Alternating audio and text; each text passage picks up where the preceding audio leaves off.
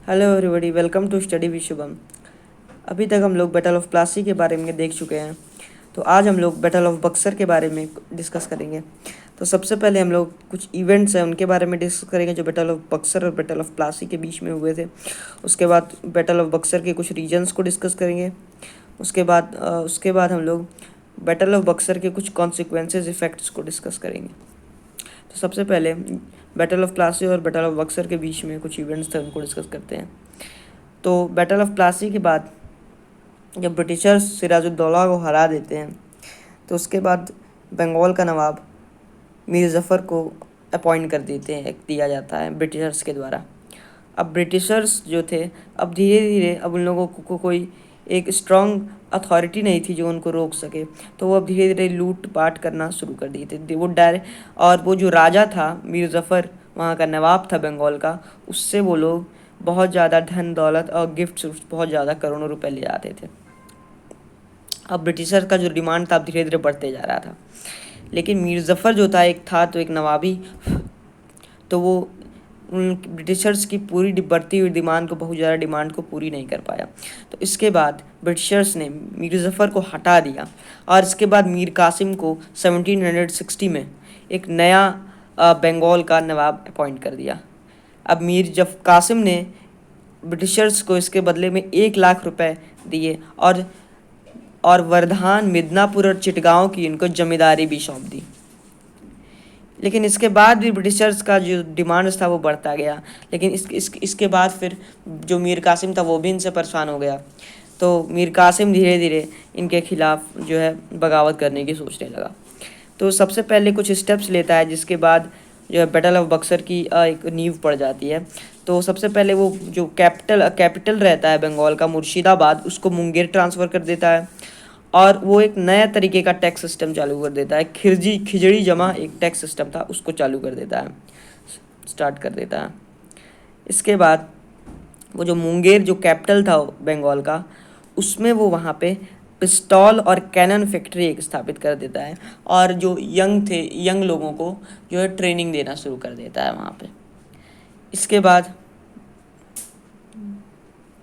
मीर ज़फ़र उसके बाद जो मीर कासिम था वो जब बैटल ऑफ बक्सर लड़ता है तो उसमें उनको शुजाउद्दौला और शाह आलम सेकंड जो कि मुग़ल एम्परर थे वो उनकी मदद करते हैं। तो और ये भी कुछ कारण बन जाते हैं। इसके बाद एक जीनोसाइड होता है पटना में, एक नरसंहार होता है, ये भी एक बैटल ऑफ बक्सर का बहुत बड़ा कारण होता है। बैटल ऑफ बक्सर को एक जरा टेबल में देख लेते हैं। तो सबसे पहले ये 22 अक्टूबर 1764 को हुआ था। अब इसमें दो पार्टीज थी। सबसे पहले एक ब्रिटिश पार्टी थी और एक मीर कासिम था।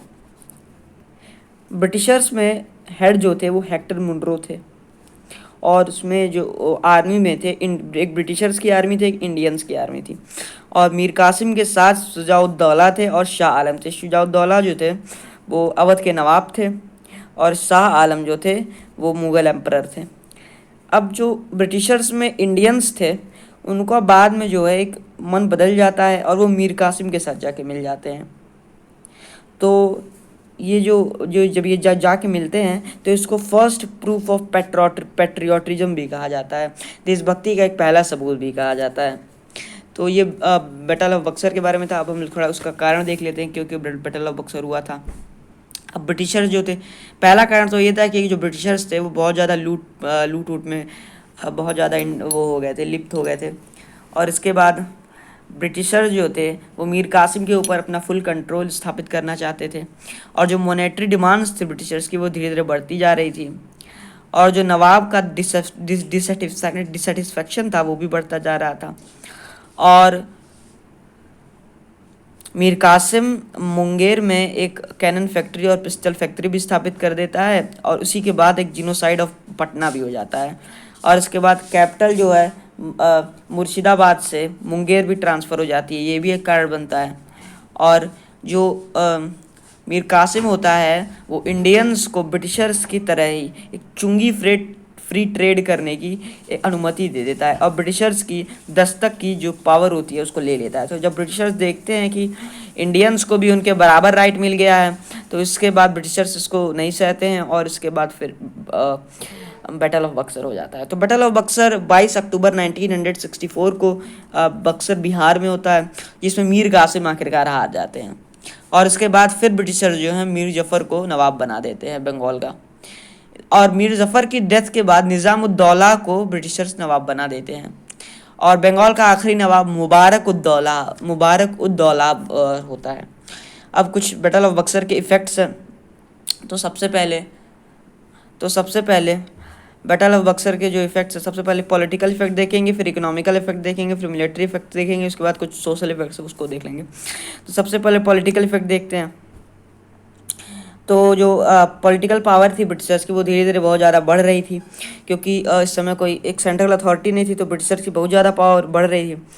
और बैटल के बाद जो है कोई ऐसा अथॉरिटी भी नहीं था जो ब्रिटिशर्स को चैलेंज कर सके। तो ब्रिटिशर्स एक फ्री थे अपनी एडमिनिस्ट्रेशन को चलाने में। और अब कुछ मिलिट्री फैक्ट्स थे वो भी देख लेते हैं। तो मिलिट्री फैक्ट्स क्या थे कि ब्रिटिशर्स की जो मिलिट्री एफिशिएंसी थी वो बैटल ऑफ बक्सर के बाद सामने आ गई थी, क्योंकि ये कोई हुक्स और क्रुक्स या किसी चालबाजी का प्रयोग जो जिस तरीके से बैटल ऑफ प्लासी में किया गया था कि मीर ज़फ़र जो है सिराजुद्दौला को धोखा देकर ब्रिटिशर्स में मिल जाते हैं। तो लेकिन बैटल ऑफ बक्सर में ऐसा नहीं होता। बैटल ऑफ बक्सर में जो ब्रिटिशर्स थे वो अपनी असली एफिशिएंसी, मिलिट्री एफिशिएंसी दिखाते हैं और अब मीर कासिम को हरा देते हैं। अब एक कुछ इकोनॉमिक इफेक्ट था, इसको भी देख लेते हैं। अब कंपनी जो है एक बंगाल, बिहार और उड़ीसा की जो है उसको दीवानी मिल जाती है, इससे उनको बहुत ज़्यादा फ़ायदा भी होता है।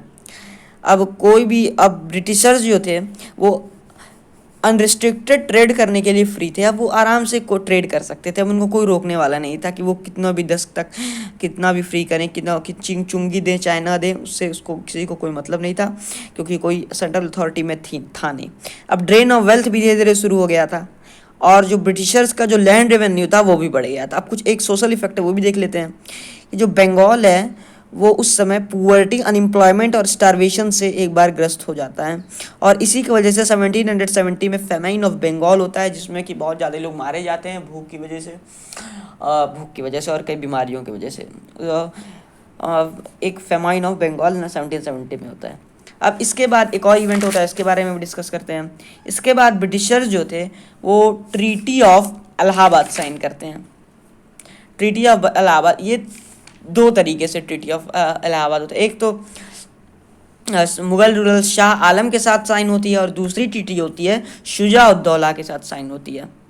पहली ट्रीटी में कुछ चीज़ें होती हैं जो रॉबर्ट क्लाइव इसको साइन करता है, क्योंकि रॉबर्ट क्लाइव जो है बंगाल का गवर्नर बन गया था 1757 से 1760 के बीच में, लेकिन 1760 में फिर वो वापस बुला लिया गया था। इसके बाद बंगाल का गवर्नर हॉलवेल बन जाते हैं, लेकिन सिर्फ टेम्परेरी। इसके बाद अस्थायी तौर पे हॉलवेल को गवर्नर बनाया जाता है। इसके बाद हेनरी वेंसेटार्ट जो हैं वो बंगाल के गवर्नर बन जाते हैं। लेकिन रॉबर्ट क्लाइव इसी समय जो है लेकिन इसके बाद एक ट्रीटी ऑफ इलाहाबाद साइन होती है। ट्रीटी ऑफ इलाहाबाद में पहली ट्रीटी जो होती है 12 अगस्त 1756 को साइन होती है, और दूसरी ट्रीटी जो होती है उसके 4 दिन बाद 16 अगस्त 1756 को साइन होती है। पहली जो ट्रीटी होती है वो मुगल रूलर शाह आलम के साथ साइन होती है, और जो दूसरी ट्रीटी होती है वो नवाब ऑफ अवध शुजा-उद-दौला के साथ साइन होती है। पहली ट्रीटी में जो ब्रिटिशर्स थे उनको बंगाल की दीवानी मिल गई थी, और मुगल एम्परर जो है वो उनको पेंशन पे रख दिया गया था। और जो दूसरी ट्रीटी थी जो अवध के साथ नवाब थे उनके साथ हुई थी, शुजा-उद-दौला के साथ, उसमें क्या हुआ था, जो कंपनी थी वो अवध की रिस्पॉन्सिबिलिटी ले ली थी, जिम्मेदारी जो है वो अवध की ले ली थी। और उन्होंने राजा से जो वो थे नवाब थे वहाँ पे उनसे उन्होंने 50 लाख रुपए भी मांगे थे, ताकि जो उनकी क्षतिपूर्ति हुई है बैटल ऑफ बक्सर में वो उनकी पूर्ति हो सके। और जो इलाहाबाद में कोरा था और इलाहाबाद, इन दोनों को अवध से ले लिया गया था ब्रिटिशर्स के द्वारा। और कंपनी जो थी वो अवध को वो पूरे तरीके से ब्रिटिश एम्पायर में नहीं मिलाई थी, क्योंकि वो एक बफर स्टेट बना के रखना चाहती थी उसको। तो होप बस ये बैटल ऑफ बक्सर के बारे में बस इतना ही। Hope you like this video. अगर आपको वीडियो अच्छा लगा हो तो इसको प्लीज़ लाइक, सब्सक्राइब और शेयर जरूर करें। इसके बाद हम लोग डुअल सिस्टम ऑफ गवर्नमेंट के बारे में डिस्कस करेंगे। धन्यवाद।